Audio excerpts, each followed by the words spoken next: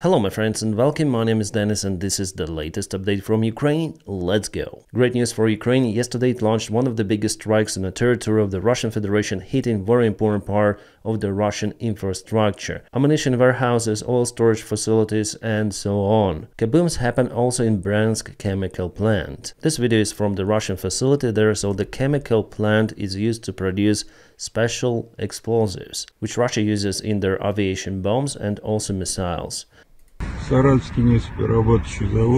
Saratov oil refinery facility, which was also hit by the drones. Before, Ukrainian drones hit very big oil storage in Saratov and Russia lost many of the oil or fuel tanks. What was inside? Well, some say oil, some say aviation jet fuel. And today minus oil refinery in the same city. Why Saratov is so important? Well, because it's the main Russian base for strategic aviation, one of the main bases. And before, Ukrainian drones already hit some of the airplanes there, but after all it's better to hit the aviation fuel, not to let those airplanes to refuel and fly. The Kabooms also report in Tambov, Russia, there is the ammunition warehouse which was hit by the drones. It looks like the fire night continues for the second day consecutive. For example, right now, while I'm recording this video, there were Kabooms report in Dagestan. Well, Russians report about the fire of the furniture workshop, but I don't believe that. Nowadays, Russia uses many of the civilian facilities to produce weaponry, so they may say that it's some sort of the chicken factory, eggs factory, but they produce grenades and something else there. And actually, guys, as it is reported and confirmed already, yesterday Ukraine launched the most massive strike on Russian facilities, the most since the beginning of the war. And yes, Russia shut down some of the drones, especially in Tula, but for example in Engels even locals were frustrated because they haven't seen the Russian air defense in operation, which as for me is kind of strange because Engels should be more important for Russia. Guys, there are tons of the videos published online, sorry I cannot show you all of them on this channel. And now let's check out the ground news. I use this platform every day, so then I get up in the morning, I open the ground news because they have the dedicated chapter for the war in Ukraine.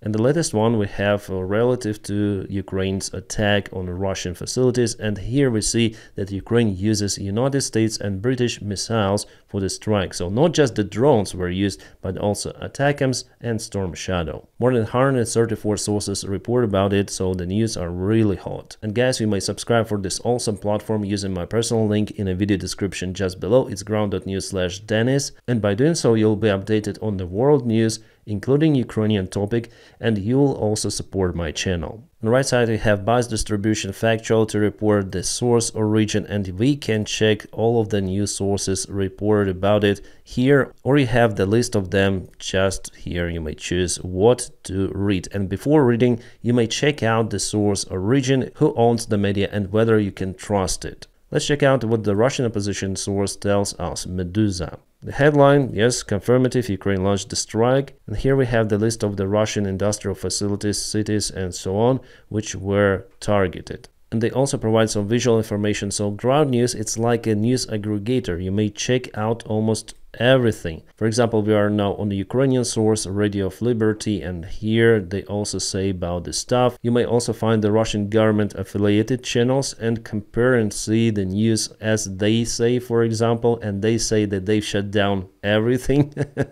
But of course, if you check out all of the international media, they say that definitely there were ground kabooms and kabooms of the very important facilities of Russia. There is also the option to get the daily briefing from the ground news relative to major event, for example, as it happened with the Ukrainian counteroffensive in Kursk. So we have summary and common ground for the whole quick update, and if you want to know more for precise details, you go to view all sources, and here you can check every article from any sort of the media. For example, Ukrainian is this one. They even present the visual information confirming the Ukrainian assault. But as we know, for now, Ukraine wasn't able to move that much in the Kursk region. By the way, I also use the browser extension for the ground news, so if I have some of the news coming, if I check those somewhere, I can easily go to the ground news to check more articles relative to this particular topic. Very, very useful stuff. By the way, I also use ground news for my aviation channel, so here you can see the information relative to the Boeing 737 crash of South Korea. And yesterday I recorded a video about the black boxes. They were out of the electrical power somehow. But anyways, guys, we see that the top topics, and not only, you may find here, by the way, many of the news sources report about Jeju crash. And now, my friends, please check out my personal link, ground.news/Dennis. You may find it in the video description just below, where you may get 40% off the Vantage plan, the plan that I use for myself personally. Yes, I bought it myself because first of all, I like the ground news and how it works. And second thing, I want to support the team of the ground news because they also support my job. They're the constant sponsor of my channel and they're just awesome. So guys, my recommendation for you, subscribe for the ground news. I hope you'll do it, and now let's proceed to the other topic of today's video. Putin's friend and grey cardinal of the Russian politics, Patrushev, said that Ukraine may cease to exist in 2025. The key word here is may, because tomorrow it may be apocalypse or something like that, but the probability for it is very low, as well as for Ukraine to cease to exist in 2025 especially. The more Russian elites speaks like that, the more I understand that they are very frustrated. They don't know what to do actually. Yeah, they take the ground on the front lines, but they understand they don't have enough funds to maintain their military machine for years and years of the war. Yeah, even though Putin changed his strategy for the long-term war and he failed with his blitzkrieg in February 2022, but still Russia cannot handle it. And you know guys, I monitor Russian press and channels, and they're actually frustrated with what is happening. And yes, mainly they take the ground from Ukraine on the eastern front lines, but what do they take? Like destroyed villages and so on? They're not happy about it. And you know, even those pro-Russian optimists, they're not looking at the current state from the optimistic point of view. It seems like Putin tries to figure out of where to get the funds to continue the war, and probably he might take the funds from Russians themselves. An interesting article published yesterday by Reuters: Russian central bank dismisses retail deposit freeze rumors. So it could be a next step for the Russian elite to freeze and confiscate deposits from Russian people. Speaking about the Russian deposits, they roughly have 50 trillion rubles in deposits. That's a lot. If they confiscate all of that, they may freely finance the war for the 5 next years. But anyway, it's gonna be a very risky move from the Russian elite to confiscate those funds from Russians. I think that even mobilization will not be that critical for the Russian regime than taking the funds from ordinary Russians. It could be a catastrophe, so that's why they will try to postpone this move as far as possible. But it doesn't mean that it will not happen. Russian elite, it is unpredictable, it thinks differently, sometimes even making illogical decisions and actions. So if I was Russian, I would take out my money from the Russian bank. Yeah. But Patrushev here gives us the real ambitions of Russia and what they want to achieve in Ukraine. They want to occupy Ukraine. They want to eliminate everything connected to Ukraine and make Ukrainians Russians. And they're gonna provide repressions against those who would not support this idea. So yeah, the Russian elite is the mafia clan of the old mad KGB agents who dream of the Russian Empire or the Soviet Union. And the Russian Foreign Minister Lavrov continued the same rhetorics. In his latest conference, he said so-called Ukraine, a part of the Ukrainian territory. He does not refer towards Ukraine as to the country. So again, guys, no peace is possible with the current Russian regime. How would you negotiate with the country which doesn't see you as the country? They want to occupy you. In this case, it's just nonsense to speak about the peace agreements. And Lavrov also referred to relations between Russia and China. He said that they will be there. So the idea to make Russia some sort of the anti-China, to make it as an ally, no, it will not work. I think that it will be even easier to make China anti-Russia after all, because they want Russian territories, they need to expand too. But here, if Trump wants to negotiate with Putin over Ukraine, he will face fiasco. It's 100%. And you know guys, the Russian oil tanker Shadow Fleet still remains blocked. They cannot enter any sort of the ports, really, even Chinese ports. Well, they're trying to come out with solution how to solve this major problem for Russia. The representatives between China and Russia, they are in communication, they fly between each other, they meet, they try to resolve this issue, but no, American sanctions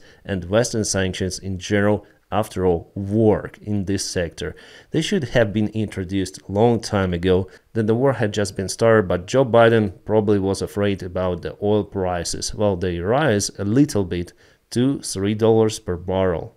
Really nothing for the circumstances Russia will face. And still, in a long-term perspective, the oil prices will go down again because, as I said to you in one of my videos, Saudi Arabia will increase the oil production as well as United States. And guys, what I like about Donny, that he wants to pump more oil. That's great. And the second thing, he wants to introduce a new limit for the GDP of the countries, of the NATO countries, to reinforce the military of Europe, because compared to the United States, in general, the European war machine is very small. It's like mini machine. And the only country which is very close to 5% of the GDP to be spent for military is Poland. And they support this idea actually. And the Polish economy is not like struggling to spend funds for military. No, they're quite okay and actually developing good. Well, maybe they will negotiate and come to agreement 3.5% at least. But we understand that the European army in general should be created from the countries around. It should be not just NATO, but United European Army. And I think that it's the future of the European Union. But the rest of the foreign policies of Donald Trump,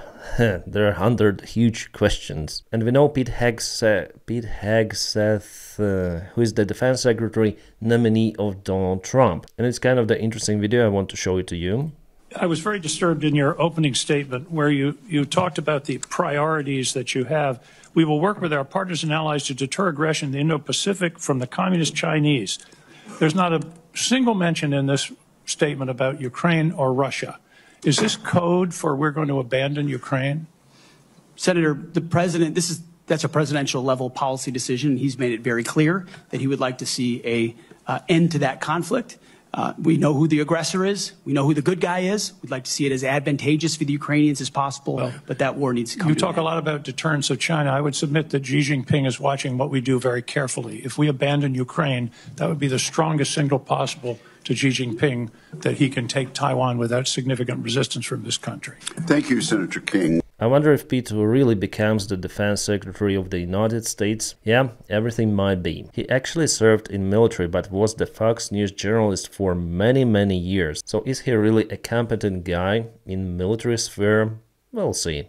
Alright, Germany delivers, I call them Hotweiser Ferrari because of this pointy front part. It's RCH 155 Hotweiser, the caliber 155. What is good here that this thing is very maneuverable and also able to fire right away, almost right away after stopping. It uses the automatic reload system, which is unique for the Western-made vehicles and also good for us because you use less people to operate the vehicle. Well, the only downside here is the chassis of the vehicle. After all, Caterpillars and Treks, they're more robust and you can go off-road, let's say. Here also some of the off-road capabilities, but much less compared to Caterpillars. As you see, it looks like some sort of the BTR here with a huge gun on the top. So yeah, it's not for infantry, it's the artillery system, but idea was taken from BTR's chassis, I guess. We'll see how it goes. Ukraine might potentially obtain 50 with something units of those artillery systems, which is great. It's German made and Germany actually supplied to Ukraine lots of the equipment. After the United States, it's the second largest country that supports the Ukrainian military. Plus, it is said that Ukraine will obtain those vehicles, look like the Hotweisers we mentioned, but it is called RCT-30. It is the infantry fighting vehicle. According to initial information, 9 units will be sent to Ukraine. Awesome news. Thanks Germany for supporting Ukraine. Alright guys, not good news and at the same time good news from Ukrainian Air Force. This video was recorded by our soldiers who are mainly technicians and operators of Ukrainian military aircraft. And they say that they received the order to go and fight directly into trenches by the time they are needed to maintain the airplanes flying, so they are not agree with that. And it is quite logical. If you know how to deal with the airplane, you need to deal with the airplane. They also say that they passed the training abroad to operate new systems, Western-made systems. Yeah, I understand that someone, after all, should go to the trenches. Unfortunately, it is the war, but those guys, they're useful to maintain Ukrainian airplanes. But what's the good news? Well, today, after the scandal appeared in Ukrainian media, Zelensky said that they're not gonna take those guys and send those to the front lines. So they will continue to maintain the airplanes flying. I heard before that in Russia they have this problem. Well, it seems like in Ukraine as well. Both of the sides have huge problems with army personnel. And by the way, guys, remember 155th Brigade and scandal around it? Well, I think we did a proper job saying about the problem of 155th Brigade, because Zelensky also said that no new brigades will be created from now on. So the newcomers will go to the old brigades, which already have this core of the experienced commanders, soldiers. It is the best way to use soldiers, newcomers especially. And this decision was only taken because this question was everywhere in the media sphere, in Ukrainian media, in the Western media, and I guess we also helped a bit for the information to spread. Unfortunately, guys, we see that the Ukrainian system is not working well. I guess Zelensky doesn't receive the proper information, and only after the big scandals he understands what is happening. So I would say that he has some sort of the informational bubble. Not as Putin has, that wall is unbreakable, but Zelensky, at least he reads what is happening in the internet, in media, and so on. About the front lines, we have some of the interesting news from Kurahovo direction and Shevchenka. There, Ukraine starts the counterattack by pushing Russians to the river. Yeah, just recently Russia took some of the ground here, but they were forced to retreat from this direction. And we have the update about it from the Deep State military map source, so just go to Kurahovo direction. Here is this Shevchenka. Yeah, let me zoom out. So it was yesterday, it is today. You can clearly see this vector, and the Russians retreated here, and they could be jammed between the Ukrainian army and this river, so Ukraine may potentially cut this part of the Russian offensive, so a few hundred Russians could be trapped. Finally, we see some of the reaction on those very narrow Russian attacks. However, if we speak in general, still Russia advances quite fast on the front lines, unfortunately, especially in Pokrovsk direction, so they cut this supply road already for Pokrovsk. It happened just yesterday, so the day before yesterday and today. You see how fast they move. Here in Salona, I just hope it's the map glitch. I think that Ukrainian forces already left this area because it's too narrow to stay under Ukrainian control. And there is not so good update from Velika Novosilka yesterday. Today Russia attacks the southern part of the city, and here they move in Novy Kamar even more. As I've told you yesterday, Ukraine should remove its forces from Velika Novosilka, because all of the supplies there are just cut, and because of the difficult terrain it will be very hard to leave positions. And let's go to this important crossroad which Russia wants to take, so they continue to expand this bridgehead, and after it they want to move forward. And Russia continued to take Chasiv Yar. As you can see, just the part of the city is under Ukrainian control. Today, Russia put their control over Novi district, and they will take Chasiv Yar soon. And many of the Ukrainian army commanders are saying that Russia will be capable to occupy Donbass or Donetsk Oblast, and it's better to put defense lines in Pavlograd, which is the part of the Dnipropetrovsk Oblast, and before it. So our guys are concerned about the fast Russian movement, which is happening for around half a year already. But as I say to you, there is the crisis in the Russian army. Firstly with infantry, then with money for army, with goods, supplies, provisions, etc. In every fight of Russia or the Russian Empire or the Soviet Union, they use the same tactics. They throw their meat to gain the ground, that's it. But this time it will not work if we speak about the very, very long war. I still think that the war might continue beyond 2025, but in the long-term perspective, Russia cannot afford it. And maybe our allies are happy about it because the Russian army is just bogged down in Ukraine, and Russians cannot reform their army. They use everything in Ukraine. And you know that Russians cancelled many of the new programs in their military, so for them it's better to produce like T-72B3 than to invest more into Armata tank project. So in a way this war stopped the development of the Russian army military. And there are tons of videos like that in internet, and the Russian soldiers complain about the very bad attitude towards them in the Russian army, especially on the front lines. And they also complain that they receive wounds but being sent back to the front lines. It's crazy. And if the Russian soldier is heavy wounded, the Russian command has the order to zero him. That's how they don't want to pay the compensation for the family. They don't want to load the Russian budget with payments for disability. Nowadays it's the usual practice for the Russian army, but 3 months ago it was something new, so they evolve. Sweden reports about one more cable cut in the Baltic Sea.